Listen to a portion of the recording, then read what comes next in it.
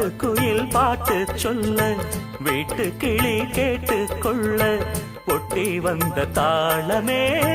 கொட்டும் கெட்டி மேளமே தொட்டணைக்க வேணுமே பட்டு கிளி நாணுமே